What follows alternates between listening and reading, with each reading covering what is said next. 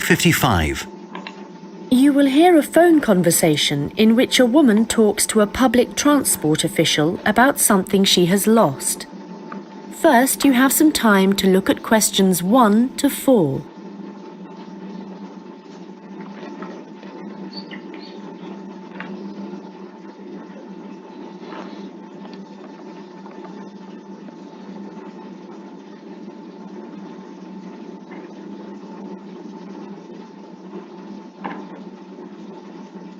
Hello, City Transport Lost Property. How can I help you? Oh, hello. Yes, I'm calling about a suitcase I lost yesterday. I don't suppose I'll get it back, but I thought I'd try. Well, some people do hand lost items in, so you might be lucky. Let's put the details into the computer. Okay. Right, so let's start with a description of the suitcase. Okay, well, it's small, and it's the type you can pull along on wheels. How about the colour? Yes, it's black, but not exactly plain black. It has some narrow stripes down it, sort of grey. Actually, no, they're white, now I think about it. Okay, I'll just add that information. Now, were there any items inside it? Yes, I had a big bunch of keys in there. Luckily, my assistant manager has an identical set, so she's going out this morning to get some copies made. So, therefore, your office... That's right. My house keys were in my pocket, thank goodness. Anything else? There were a lot of documents, but they're saved on my laptop anyway, so they don't matter so much. But the thing I'm really worried about, I haven't even taken it out of the box yet, is a camera I just bought. That's really why I'm calling. I can't believe I've lost it already. I see. Well, let's hope we can find it for you. Was there anything else? I don't think so. Any credit cards? They were in my handbag, and I had my passport inside my jacket pocket. Before you hear the rest of the conversation, you will have some time to look at the questions 5 to 10.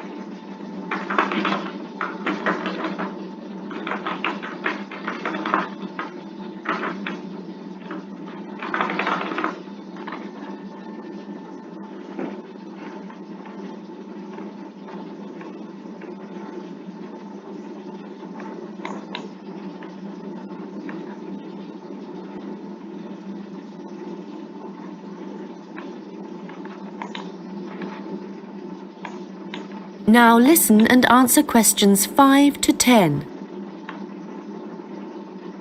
Money? Clothing? Any personal items? Let me think. I had an umbrella. It was black. No, blue.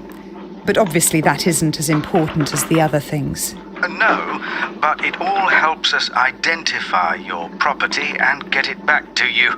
Anyway, I just need to ask you for some basic details about your journey. So it was yesterday, was it? That's right. In the afternoon. Around 2 p.m., maybe 2:30. Okay, so that'd be May the 13th. Yes. I was heading to Highbury. That's where I live. All right, and you mentioned a passport, I think. So you were coming from the airport, I presume? Yes, and I was looking forward to getting home so much, and what with being tired and everything, I think that's why I just forgot about the case. And how were you travelling when you lost your property? I mean, what kind of transport were you using? I thought about getting the train, but that would have meant a bus journey as well, and I couldn't be bothered. So I decided to take a taxi eventually. That's where I must have left it. Well, that's good news in a way. It's more likely that a driver would have found it and handed it in. I hope so. Well, I need your personal details now. Can I have your full name, please? Yes, it's Lisa Docherty. I'll spell that for you. It's Docherty. Thank you. And next, if I could have your address, the best address to send you the property if we manage to locate it. Sure, it's number 15A, River Road. And that's Highbury, as I said. Thank you. Just a moment. There's just one final thing. That's your phone number. I guess my mobile would be best. Hang on. I can never remember my own number. Okay, I've got it. It's 07979 605 437. Very well. I think that's everything we need at this end. I'll have a look at the data. That is the end of section 1. You now have half a minute to check your answers.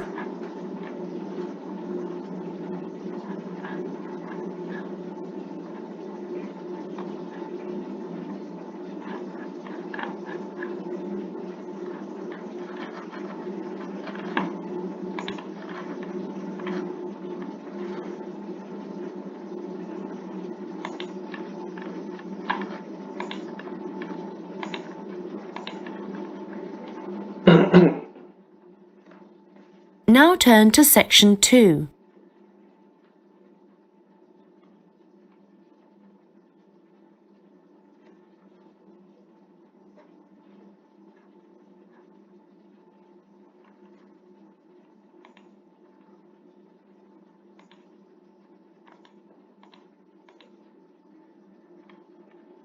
Recording 56. You will hear a tourist information officer explaining local walks to visitors. First, you have some time to look at questions 11 to 15.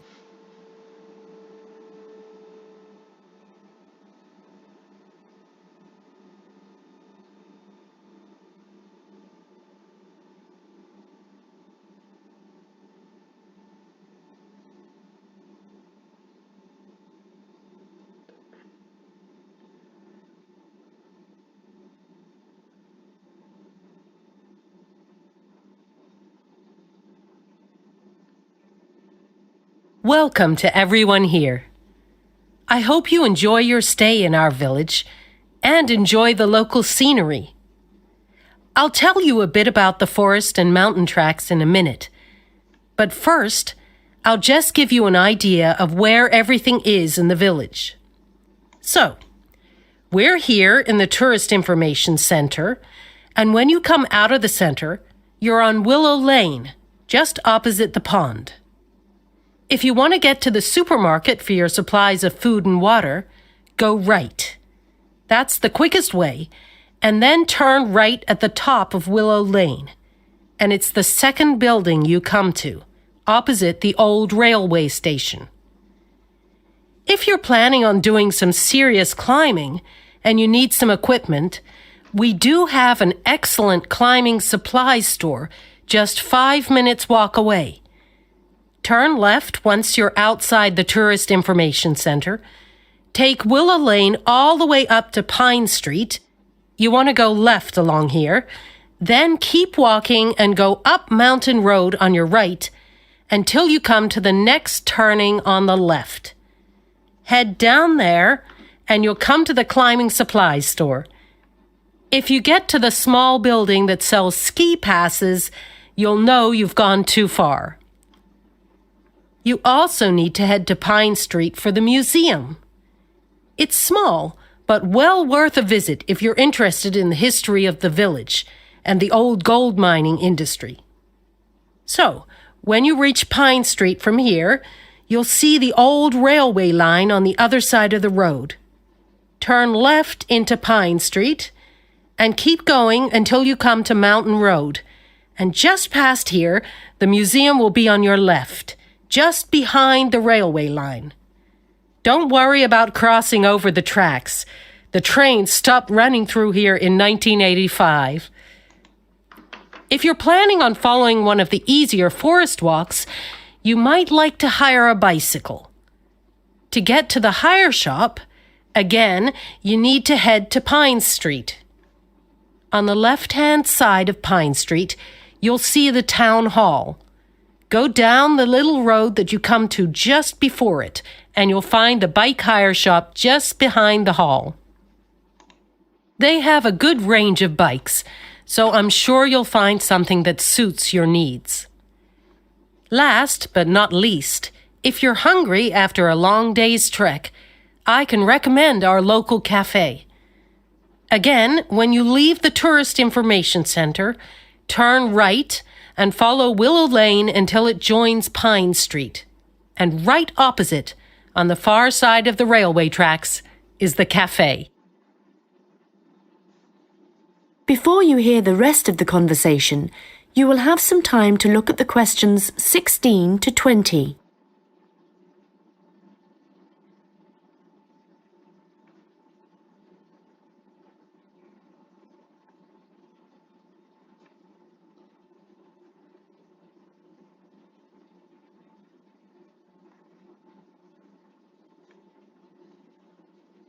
Now listen and answer questions 16 to 20.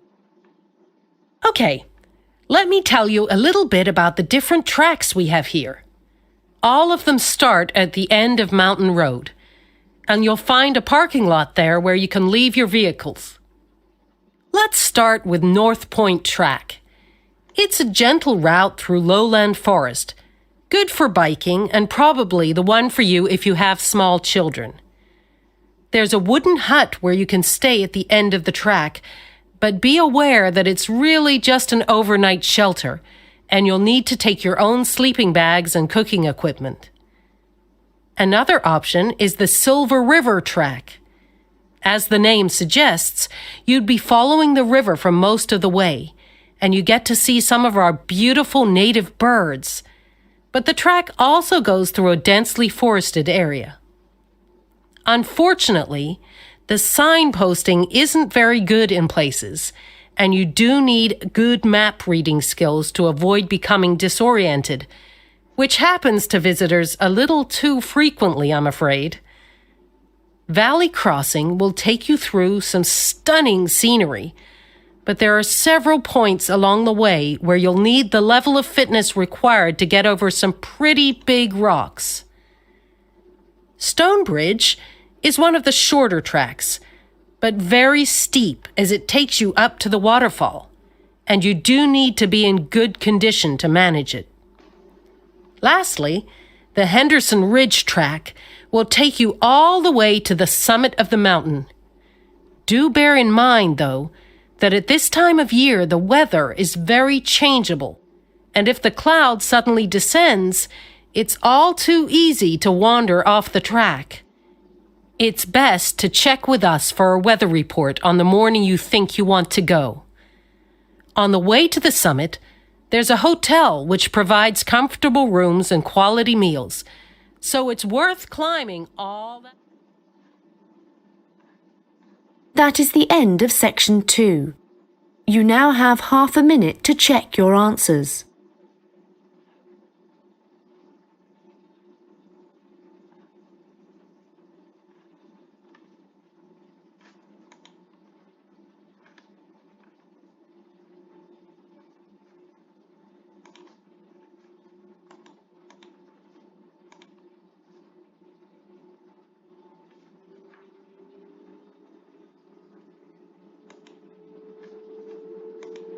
Recording 57. You will hear a student discussing his case study with his tutor. First, you have some time to look at questions 21 to 25.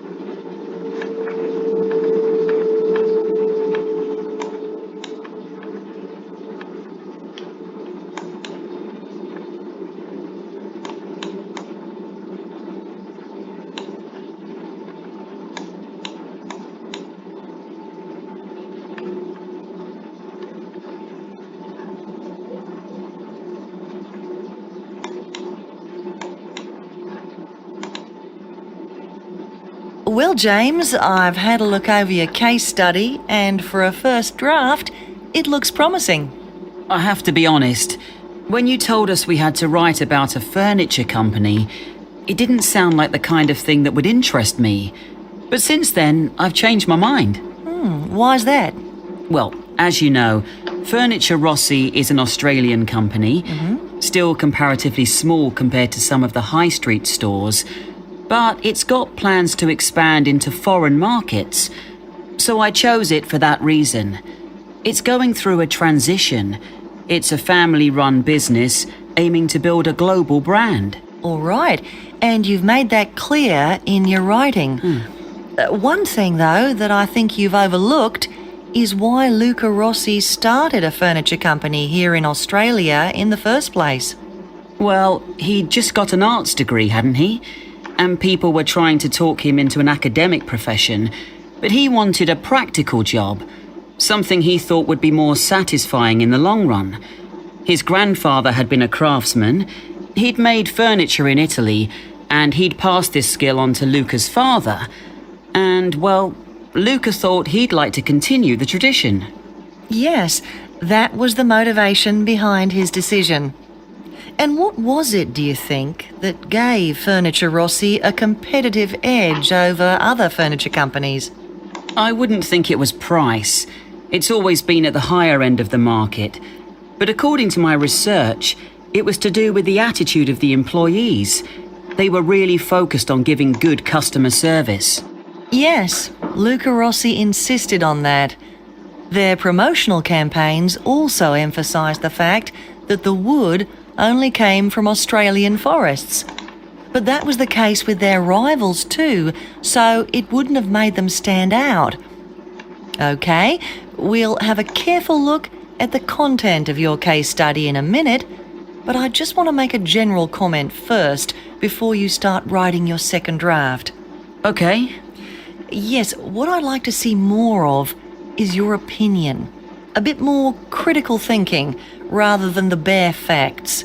But it's good to see you've been careful with your referencing this time. Thanks. And I read and reread my work, so I'm pretty sure there aren't any errors with the language. Yes, it's fine. Oh, but there's one other thing I could probably mention at this point. Yes? Well, at the end of term, you'll also be giving a presentation, also on Furniture Rossi. Yes. I haven't given it much thought yet. Understandably, but while you're writing the case study, I'd recommend you think about what kind of information would be suitable to use in your presentation. Remember, the last time you gave a presentation on a company, you spent a considerable part of the time providing the audience with financial data. But they probably needed to hear more about company strategy. Yes. I did concentrate rather too much on the figures. I'll make sure there's a balance this time. Good.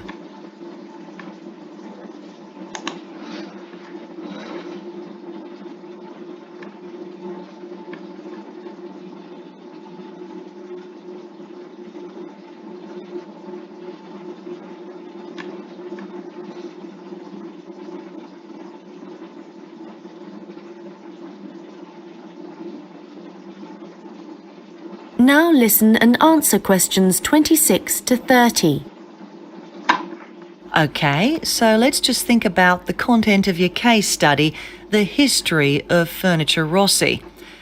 I see here in paragraph 4, you're talking about how Luca Rossi raised the capital for his new business venture. And then you're talking about the customer base growing much wider. But what was it that prompted this growth? Well, that was to do with the quality of the furniture products that the company was selling. People loved that it was all handmade and would last. And because demand from customers kept growing? Well, then Rossi needed to take on more craftsmen so they could make sure the orders were ready on time. And then he also had to set up 2 new warehouses to make distribution quicker. Yes, and from there, the company really grew. But think what happened next. They started looking at ways to increase their profits and called in a consultant. And what he saw immediately was that the infrastructure was completely outdated.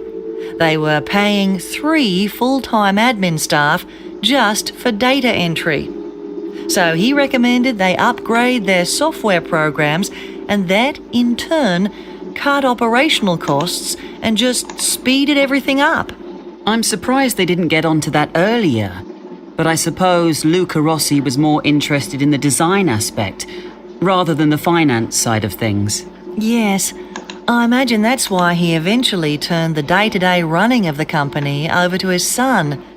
And in fact, it was the son, Marco, who persuaded his father to move on from traditional television advertising and go online instead. I guess that's the best way to reach people. It can be, but initially customers actually complained. Why? Well, some users found it hard to navigate their way around the website, so they were getting frustrated and giving up. So then the company called in a professional to improve it. Oh, I see.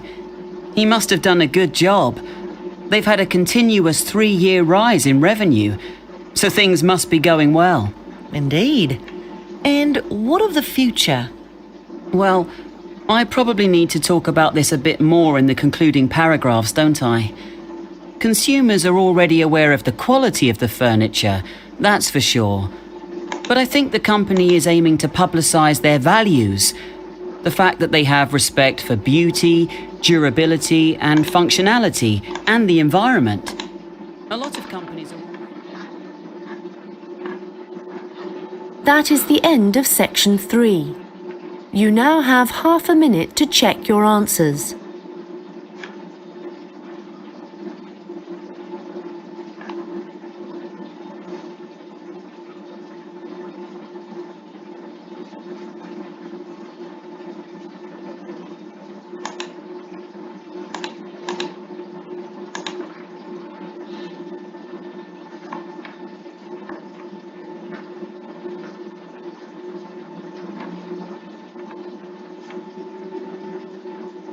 Now turn to section 4.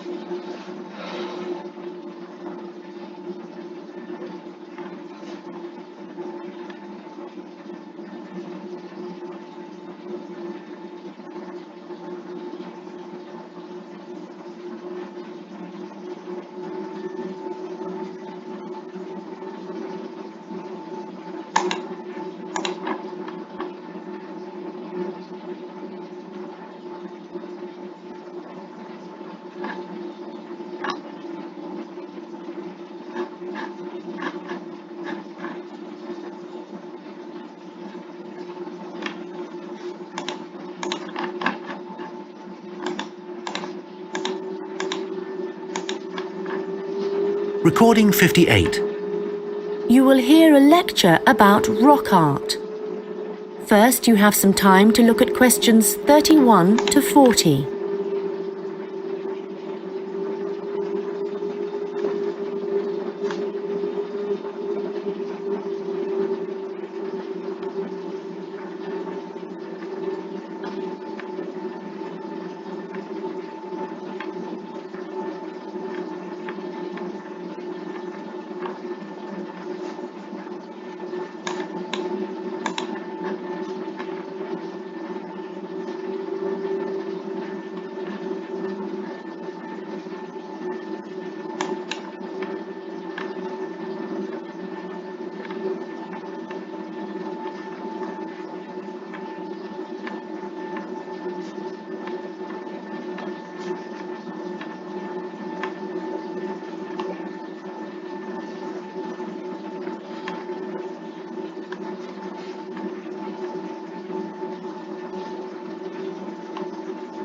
Now listen carefully and answer questions 31 to 40.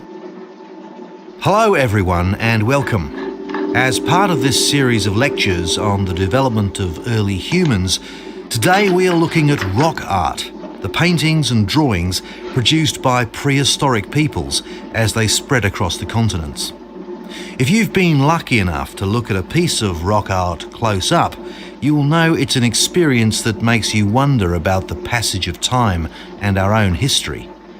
But rock art also has a practical value for researchers, and let's start by considering why that is. Firstly, it provides vital information about the way that people evolved, information not always easily obtainable from excavated artefacts alone. Secondly, rock art tells us about migration, where people came from and where perhaps they went next. Rock art is found all over the world, and this in itself is not surprising. But what is rather amazing, you might think, is how similar some images are, whether you're looking at a rock face in South Africa or standing inside a cave in Spain. Let me give you an example. When our ancestors drew humans, they would often draw them as stick figures. But if they drew a face, then the eyes were almost always very prominent, very open and wide. And of course, animals are very common in rock art. But one animal which is very interesting to researchers is the lizard, because whenever you see a prehistoric painting of one, it's depicted either in profile or looking down on it from above. And these drawings are produced by people of totally different cultural backgrounds. Amazing. But how can this be the case, that similar artistic styles exist in such distant locations? In the past, archaeologists believed that trade must have brought people together, and that it gave them the opportunity to observe each other's culture, including art styles. But this didn't prove to be the case. Recently, researchers have come up with a new theory. They believe that the brains of our ancestors evolved to notice certain images before others, and this was important, actually essential, because in an environment full of constant danger, it was necessary for survival. So the need to quickly recognize things that could be helpful or harmful could have had a great influence on rock art and explain why some images are more common across cultures than others. Later on, there would have been other reasons why communities produced art, certainly for spiritual and social purposes, and no doubt for political ones too, as different tribes looked for allies and struggled against their enemies. Well, as I said before, you can find rock art all over the world, but I'd like to focus now on the rock art of the Aboriginal people of Australia. The images that survive in this part of the world span at least 20,000 years. In fact, the Aborigines were still practicing this art form in the late 18th century when the Europeans began to arrive, and certain images point to the contact between them. For example, the Aborigines began to draw ships which they would have seen along the coast. It's hard for us to imagine what they must have thought when these first began to appear. Another image that is evidence of European arrival is that of horses, an animal that would have been very alien to the Australian landscape. It isn't actually known how many sites there are across Australia where rock art can be found, but unfortunately we do know that much of the art is being lost to us. Erosion, of course, is one of the key reasons for its destruction, but human activity is also increasingly responsible. Since the 1960s, industry alone has destroyed around an estimated 10,000 pieces of art. At this rate, in 50 years, half of all Australian rock art could have disappeared for good. Vandalism is sadly another factor, and although most people, I believe, would wish to preserve this art, I'm afraid that tourism is another reason why the art is disappearing. In some cases, the art is damaged.